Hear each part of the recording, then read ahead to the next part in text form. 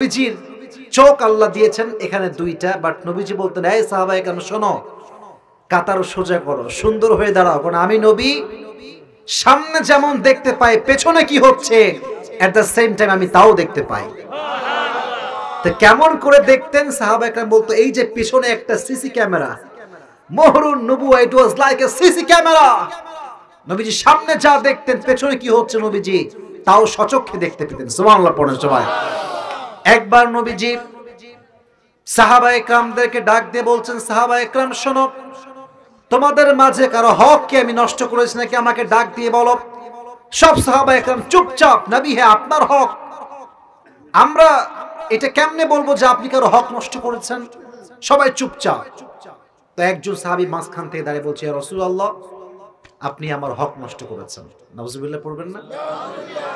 তো সবাই ওর দিকে তাকায় আছে, আরে এ কয় কি, মাথা ঠিক আছে? নবী কারো হক নষ্ট করেছে কেমনে পসিবল? এদিকে আসো, বলো তোমার হক আমি কেমনে নষ্ট করেছি? বলছে, নবী একদিন যুদ্ধের ময়দানে যুদ্ধ করছিলেন আপনি। এই কোনো আওয়াজ হবে না, please keep quiet and keep silent. আমি কিন্তু দেখতে পাচ্ছি মাঝে মাঝে ফোন বাজতেছে, মাঝে মাঝে কেউ ফিসি ফিসি করতেছেন।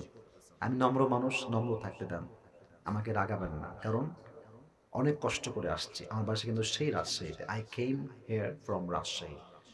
এটা কিন্তু এত সহজ না। 14 ঘন্টা জার্নি করলে বুঝবেন ঠেলা কারে কয়। হ্যাঁ বুঝবেন, তখন অনেক কষ্ট করে আসছি। তো মেহেরবানি করে একটু রিল্যাক্সে কথা বলতে দেন। তো বলছিলাম, তোমার হক আমি কেন নষ্ট করেছি আমাকে বলো। তো বলছে, নবী যুদ্ধের ময়দানে আপনি একবার এক কাফেরকে আঘাত করতে গিয়ে ওই আঘাতটা আমার পিঠে এসে লেগেছে। যদি আপনি কিসাসটা আদায় করতে চান, আমিও আপনাকে তরবারির আঘাত করতে চাই। এটা শুনে ওমরে ফারুক তো মনে করেন এমনি রাগী মানুষ, শালা তোমার এত বড় সাহস, নবীর গায়ে তুমি হাত তুলবা, খালি এদিকে এসে দেখ কেঁপে গেছে এরকম, মারবে ওর দৌড়ে। নবীজি বলছে, এই ওমর থামো, stop, let him do his work, থামো না, ওর কাজগুলো করতে দাও, এদিকে আসো তুমি। এদিকে আসছে ওমর, কিন্তু খুব ক্ষেপে। তাও নবীজি যেটা বলছে চুপচাপ থাকো, চুপচাপ আছে, খুব সহ্য করে আছে। কিন্তু এবার এসে আরেক কাজ বলছে, নবীজি আপনি যখন আমাকে আঘাত করেছিলেন আমার পিঠে কোনো জামা ছিল না। যদি আপনি আঘাতটাকে কিসাসটাকে আদায় করতে চান, আপনাকে আপনার জামাটা খুলতে হবে। এইটা শুনে ওমরকে আর কে ঠেকায়? ওমর এবার দৌড়ে মারবেই ওরে। তুই নবীর কাপড় খুলতে বলিস, হাউ ডেয়ার ইউ, তো সাহস দিল কে তোর এইটা? নবীজি বলছে, ওমর থামো না, এটা তো বান্দার হক, ও মাফ না করলে তো আমি মাফ পাবো না, থামো না, তো সবর ধারণ করো। এবার দেখেন আমার চোখ না, আমার বডির দিকে তাকান, left side, look at my left side. নবীজি পেছন থেকে কাপড়টা এমনি একটু তুলেছে, সে প্রতিশোধ নিবে, আঘাত করবে এই জন্য।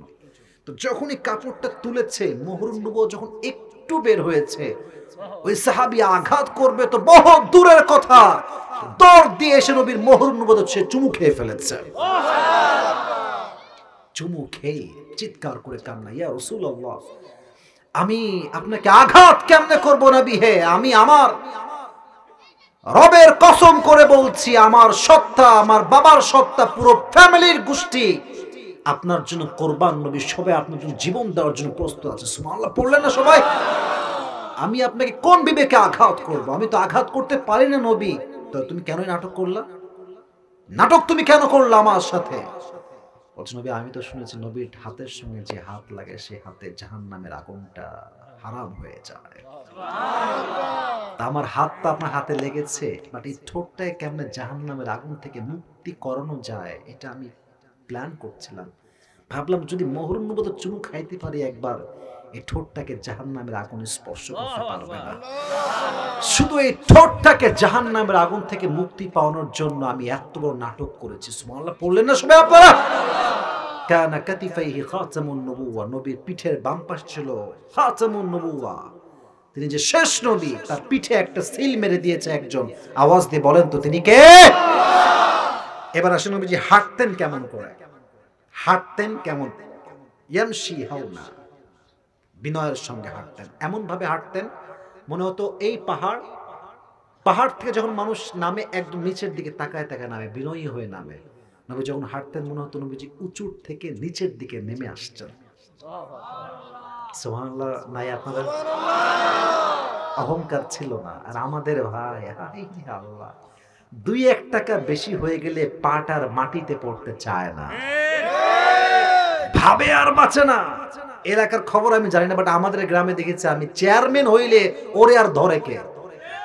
আর চেয়ারম্যান একটা ব্যাটা থাকবে, বাইক দিবে R15, নয় FZ, না হয় ফেজার, পেছনে একটা বিশাল বড় পাইপ লাগাবে, খালি ভু ভু করবে আর পুরো এলাকা টান মারবে। ঠিক কিনা বলো যুবকেরা? ওর বাইক দেখলে মনে হবে যে পুরো এলাকার বাপ একাই কিনে ফেলছে, আর আমরা সব ভাড়াটিয়া হিসেবে এখানে আছি। ভাবে, পা মাটিতে নামতে চায় না। আমি বলছিলাম আমি থাকি রাজশাহীতে, আমি যে একটু কথা মনে পড়ে গেছে, বলা যাবে? আচ্ছা, আপনারা কি আমার এই কথাগুলোকে রাগটাগ করতেছেন নাকি আপনার ভাইরা? আমি যে ফ্ল্যাটে থাকি এটা হচ্ছে আপনার 6 তলা ফ্ল্যাট। কয়তলা ফ্ল্যাট? আমি থাকি একদম টপ লেভেলে 6 তলাতে। একটা ছোট্ট কথা মনে পড়ে গেল নবীর হাদিস থেকে বলতে গিয়ে। আমার ফ্ল্যাটে, আপনারা তো গ্রামের মানুষ, এটা আপনাদের জন্য খুব সৌভাগ্যের বিষয় যে গ্রামে এক বাসাতে সমস্যা হলে 14 বাসার লোক এগিয়ে আসে। আর শহরে, আমি শহরের ছেলে, শহরে এখন থাকি, but I was born in village, গ্রামে আমার জন্ম। I was born in Khulna, খুলনাতে আমার জন্ম। তো যাই হোক, আমি দেখেছি গ্রামের মানুষের মাঝে একটা ঐক্যতা আছে, একজন বিপদে পড়লে 10 জন সামনে আগায় আসে। আর শহরের ফ্ল্যাটে, সেকেন্ড ফ্ল্যাটে কেউ মরলে, ফ্লোরে কেউ মরলে, থার্ড ফ্লোরে কেউ দেখতে আসে না, খবরই নেয় না। কিসের দেখা? খবরই নেয় না, জানাজাতেও আসে না। এটা একদম মনে করেন আপনাকে বাস্তব সত্য কথা আমি আজকে বললাম, আমার নিজের চোখে দেখা অবস্থা। তো এলাকায় অনেক লোক কিন্তু থাকে, আমার ফ্ল্যাটে কিছু লোক আছে ভাবে বাঁচা না, মুরব্বী টাইপের লোক, ডাক্তার। আমি থাকি প্রায় 6 মাস থেকে ওই ফ্ল্যাটে। কতবার যে সালাম দিয়েছি মুরব্বীকে আল্লাহই জানে একমাত্র। জীবনে 6 মাস যতবার সালাম দিয়েছি, ও জীবনে কোনোদিন সালামের উত্তর নেয় নাই। নাউজুবিল্লাহ, নাই সবার। 6 মাসে কোনোদিন সালামের জবাব যে বলবে ওয়ালাইকুম আসসালাম, জীবনেও দেয়নি। আর আমিও নিয়ত করছি তুই দিবি না, আমার তোর আমি দেওয়াই ছাড়ব। যতবার দেখা হয় আমি সালাম দেই। জানি নিজে ছোট হচ্ছি, বাট নবীর সুন্নাহ হচ্ছে শত্রুকেও সালাম দাও, সে তোমার বন্ধু হয়ে যাবে। সুবহানাল্লাহ পড়েন। কিন্তু খেয়াল করেন, ও যে ফ্ল্যাটে থাকে আমিও কিন্তু সেম ফ্ল্যাটে থাকি। তার ফ্ল্যাটের সিস্টেম, আমার সিস্টেম দুইটাই একই। আমার যে গাড়ি আমি ইউজ করি তারও সেই গাড়ি, সব সেম, বাট ভেতরে তার অহংকারে ভরা। আর যেহেতু আমি হাদিস পড়েছি, আর আমার হৃদয়টা পরিপূর্ণ অহংকার মুক্ত একটা হৃদয়। ঠিক কিনা বলো যুবক ভাইরা? নবীজি বিনয়ের সঙ্গে হাঁটতেন, কখনো কোনো অহংকার দেখাতেন না। আর নবীর চেহারায় না একটা আলাদা নূর ছিল ভাই। যখনই ঘরে প্রবেশ করতেন, আমাদের আয়েশা বলতেন আমার ঘরে মনে হয় পূর্ণিমার চাঁদ প্রবেশ করেছে, পুরো ঘরটা আলোকিত হয়ে যেত। এবার আসেন শেষ কথা, নবীর চেহারার ক্ষেত্রে। এটা কি চাঁদপুরের ভাইরা? শেষ ভালো যার, সব ভালো তার। বলেন এটা কি? আচ্ছা, আপনারা আমাকে বলেন তো, দাড়ি রেখে যুবকেরা, মুরব্বী আব্বাজানরা আমাকে দেখতে অসুন্দর লাগতেছে? আমি সত্য কথা শুনতে চাই, লাগতেছে না? অসুন্দর লাগে না। আর যেই মেয়ে দাড়ি পছন্দ করে না, ওরে বিটিএস ছাড়া ওর জীবনে আর কোনো অপশন থাকতে পারে না। বিটিএস যে কোরিয়ান গুলো আছে না, হিজড়া টাইপের দেখতে, একেবারে উল্টা পাল্টা। কোনো মেয়ে যদি বলে যে দাড়ির জন্য পছন্দ তোমারে, বাবা তুই এখানে থাক, আমি এখন বিটিএস থেকে হিজড়া নিয়ে আসতেছি, তোর ওর সঙ্গে বিয়ে দিয়ে তারপরে আমি বাড়ি যাবো। আজ কথা ঠিক আছে? अजीब কথাবার্তা, দাড়ি পছন্দ করে না। यार ये कौन है, कहां से आया है, কই থেকে আসছে এরা? এই সেই দিন দেখলাম একটা মেয়ে বলতেছে যে আমার দাড়িওয়ালা ছেলে পছন্দ না, আমার বিটিএস কোরিয়ান পছন্দ। আজীব কথাবার্তা। 90% মুসলমানের দেশে যে মেয়ে মুসলমান হয়ে দাড়ি পছন্দ করতে পারে না, তার রক্তে মুনাফিকের রক্ত ঢুকে গিয়েছে। এই সমস্ত মেয়েদেরকে হেদায়েত দান করুন, সকলে পড়না আমিন। তো দাড়িটা না আজ থেকে দেখে দাও, বুঝছো? অনেক তো হলো, বলো ইনশাআল্লাহ, বলো বলো বলো বলো। যে তোমার পছন্দ করবে সে দাড়ি ছাড়াও পছন্দ করবে, দাড়ি রেখেও পছন্দ করবে। আর যে তোমারে পছন্দ করবে না, সে তুমি যাই করো তোমারে সে পছন্দ করবে না। তো তুমি যেটা করবা সেটা হচ্ছে, আমি আমার নবীর সঙ্গে অনেস্ট ছিলাম, অনেস্ট আছি, আজীবন অনেস্ট থাকবো। নবী তোমার দাড়ি রাখলাম, তুমি একটু আল্লাহকে বুঝাই দিও, আল্লাহ আমার যে উম্মত আমার জন্য দাঁড়িয়ে রাখছে তার জন্য তুমি একটা উত্তমের ফয়সালা করে দিও। সুবহানাল্লাহ পড়লেন না সবাই? দাড়ি রেখে দাও, দেখবা তোমার কপাল চরিত্রবান মেয়েটাই জুটবে। কারণ দাড়িওয়ালা যুবককে সেই মেয়ে পছন্দ করে যেই মেয়ে ইসলামকে ভালোবাসে, যেই মেয়ে কোরআনকে ভালোবাসে।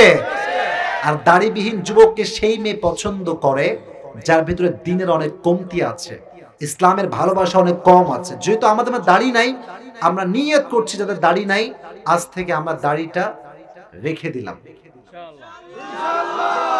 বলেন না ইনশাআল্লাহ। আল্লাহ সবাইকে নবীর মতো চাপ দাড়িওয়ালা যুবক হিসেবে কবুল করুন, সকলে পড়ে আমিন। So it was my first topic, how was the prophet look like? নবীজি দেখতে কেমন ছিলেন, এক নাম্বার গেল। দুই নাম্বার ছিল নবীজির